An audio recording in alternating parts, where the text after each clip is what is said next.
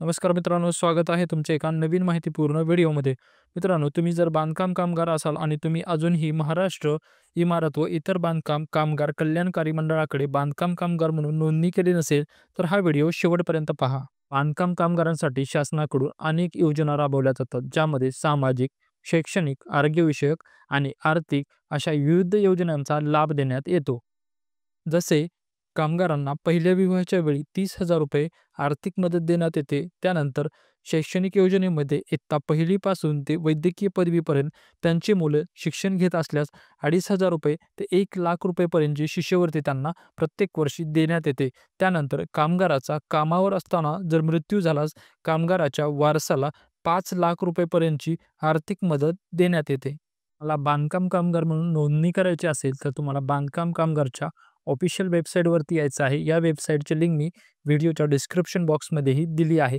या वेबसाईटवरती आल्यानंतर तुम्ही पाहू शकता, की 3 नंबरचं जे ऑप्शन आहे कामगार, त्यामध्ये पहिला ऑप्शन आहे कामगार नोंदणी. या ऑप्शनवरती क्लिक करायचं आहे. त्यानंतर नोंदणीसाठी काही पात्रता निकष देण्यात आलेला आहे. कामगाराचं जे वय असलं पाहिजे ते 18 ते 60 वर्षाच्या दरम्यान असलं पाहिजे. त्यानंतर मागील 12 महिन्यामध्ये 90 दिवसापेक्षा जास्त बांधकाम कामगार म्हणून काम केलेलं असलं पाहिजे. त्यानंतर नोंदणी करण्यासाठी आवश्यक कागदपत्र काय लागणार आहेत? मंडळात नोंदणी करण्यासाठी फॉर्म व्ही भरून खालील प्रकारे दस्तऐवजासह सादर करणे अनिवार्य आहे. म्हणजे काय असणार आहे डॉक्युमेंट? त्याच्याकडे वयाचा पुरावा असला पाहिजे, म्हणजे आधार कार्ड किंवा पॅन कार्ड असलं पाहिजे. त्यानंतर 90 दिवसाचं प्रमाणपत्र असलं पाहिजे, जे की त्या कॉन्ट्रॅक्टदाराकडून घ्यायचं आहे. त्यानंतर रहिवासी पुरावा असला पाहिजे, त्यामध्ये आधार कार्ड ही व्हॅलिड आहे. त्यानंतर ओळखीचा पुरावा आहे. तुम्ही ओळखीचा पुरावा म्हणून परत आधार कार्ड देऊ शकता. त्यानंतर कामगाराकडे 3 पासपोर्ट फोटो असले पाहिजेत. त्यानंतर नोंदणीसाठी फीस किती असणार आहे मित्रांनो? तर ₹1 फीस असणार आहे.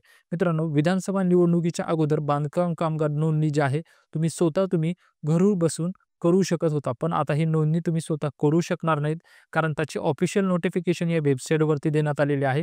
तुम्ही इथे पाहू शकता, की नव्याने नोंदणी आणि नूतनीकरण करण्यासाठी तुम्हाला जो संबंधित बांधकाम कामगाराचं जे ऑफिस आहे, तालुका स्तरावरती तिथे जायचं आहे. त्या सुविधा केंद्रामध्ये जायचं आहे. तुमचे मूळ डॉक्युमेंट घेऊन आणि तिथेच जाऊन तुम्हाला बांधकाम कामगाराची जी नोंदणी आहे, ती करायची आहे मित्रांनो.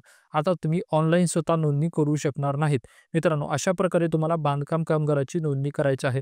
मित्रांनो, व्हिडिओ जर तुम्हाला माहितीपूर्ण वाटला असेल, तर व्हिडिओला आत्ताच लाईक आणि अशाच माहितीसाठी चॅनलला सबस्क्राईब करा. व्हिडिओ शेवटपर्यंत पाहिल्याबद्दल धन्यवाद.